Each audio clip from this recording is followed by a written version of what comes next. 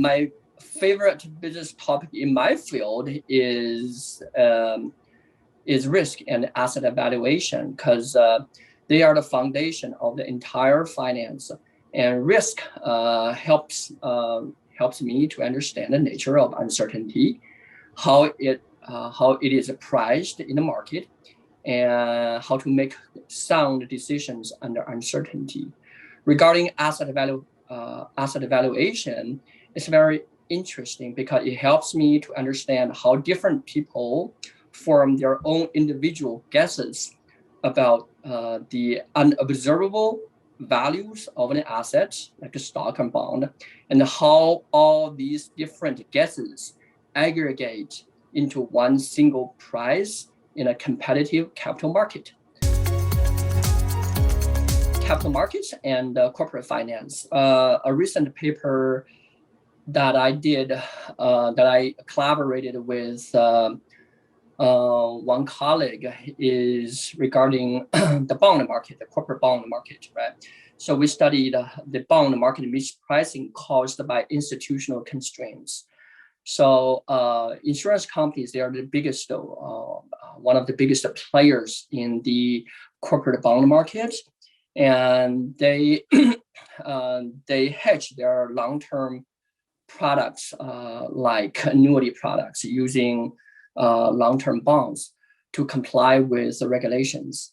So a lot of their investments is in the long-term end of a corporate bond. So that significantly increases the demand for long-term corporate bonds relative to short-term bonds. So that causes the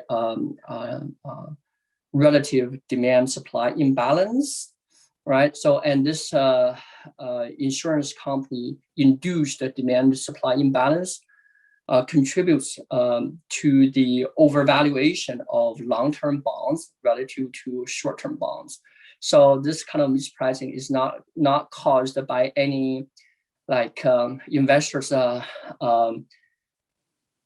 psychological bias or behavioral bias, but caused by regulations, and insurance companies' practices.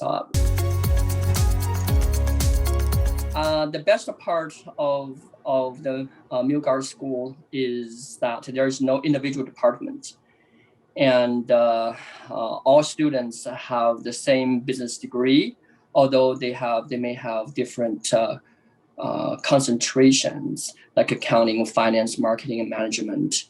So on the intellectual side, our students learn the integrated knowledge of business, and they also know what specific role their concentration area plays in the big framework of business.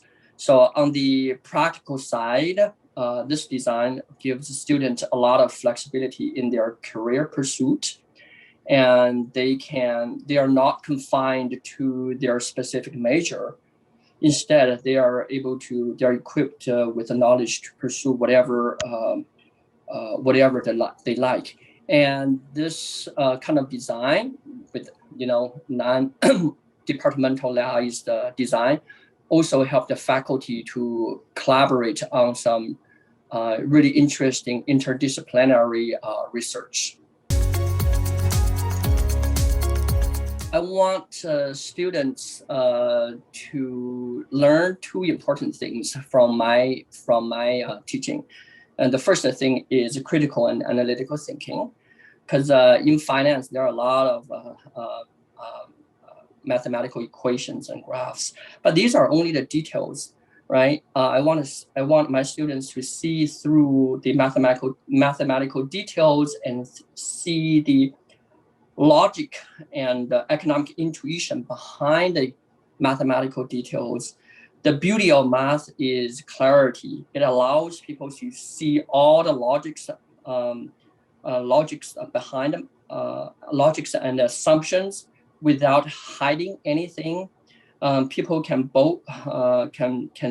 see both the strengths and the weaknesses of the models and theories, and develop their own critical views on those models and theories.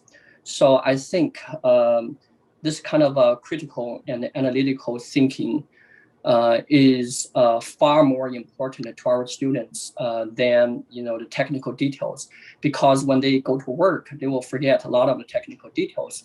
But this kind of critical thinking and analytical thinking will make them, will distinguish them in their career. This is the first thing I want my student to benefit from my courses. The second thing I want a student to benefit from my teaching is to understand the market.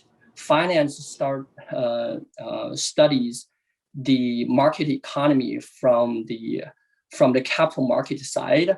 So I want my students to understand how the market economy works and how to play the game according to its rules, and what are the pros and cons of this market economy system, and how to improve it in the future in a constructive way. So I think these two are the most important things that I want my student to learn from my courses.